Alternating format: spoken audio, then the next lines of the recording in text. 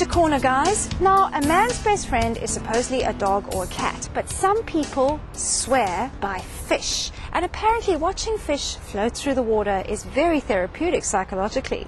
We're going to be chatting to Paul today, who has Majestic Aquariums in the Sutherland Shire, and he has a very interesting story to tell. Paul, thank you so much for chatting to us today. My pleasure. Tell us about Majestic Aquariums. Well, Majestic Aquariums was actually created when I was 12. When I was about 22, I opened this. So this opened in 1999. Phenomenal, isn't it? And you won a couple of awards, didn't you? Yeah, well, I got Small Business of the Year. I got finalist for Young Australian of the Year. Wow. And I also got a centenary medal, which was from the Queen. So that was pretty exciting. That's incredible. And just purely through actually running the aquarium business? Yeah, pretty much. I buy a tank. Now, how do I set it up so I don't kill my fish? Okay, it's really easy. Basically, you set the tank up, Yep. you get the water right for the fish, Yep. and you add a small amount of fish, slowly build up the fish in your aquarium. Because during that time, there's bacteria, which is slowly growing in the filter, on the rocks, on the aquarium, and it's growing in the system. And that bacteria breaks down the waste from the fish. So what tends to happen, or the big boo-boo that people do, is after a month or two, they think, oh, I've got to clean my tank out.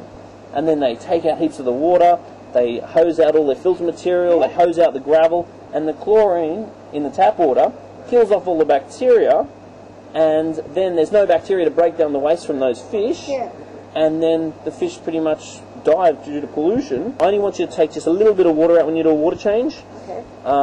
Keep catfish and things that can keep the glass clean. And I mean, you just want to have a maintenance structure which is going to aid the ecosystem, and you shouldn't be doing a lot.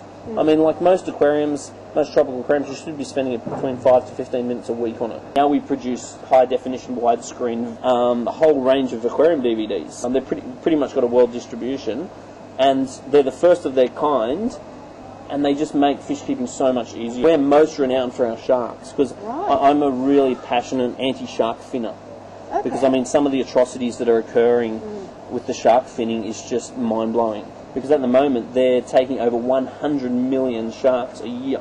And they're taking them, they're cutting their fins off, and they're throwing them back into the water alive, just to die in excruciating pain. In some cultures, the shark fin itself is a symbol of prestige and wealth and health. So they believe that when you eat the shark, you take on the anti-immunity of the shark. So the sharks have actually got the best immune system of any animal on the planet. Marine algae are responsible for 70% or something like that of our Earth's oxygen. So therefore, if we lose our sharks, and then we lose the algae due to overgrazing from the fish, we could actually damage our oxygen. And so what I've been doing is just trying to really pledge to people not to eat shark fin soup. Put on a shark show. Yeah, we do a shark show. So we basically, the kids come in, and then we go through a whole shark education program, and then we let the kids feed the shark. There's actually not one single shark on the planet that has human on their natural menu. Shark attacks are just very, very rare. When you do all your renos, we'll come and interview you again and feed some sharks. Yeah, well, absolutely. These are my favorite, the seahorses. They're so beautiful and graceful. Pet of the week time, guys. Let's see who's up today.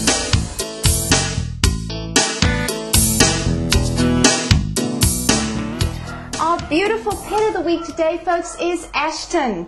He's this lovely kitty, about 2 years old, and is just so friendly and cuddly. Look at him just curling up. 9587-9611 is what you need to call if you want to make a friend of this beautiful mate. Or if you want to donate some funds to the Sydney Cats and Dogs Home, those are always welcome. I'll see you again next time. Take care. Have a good one.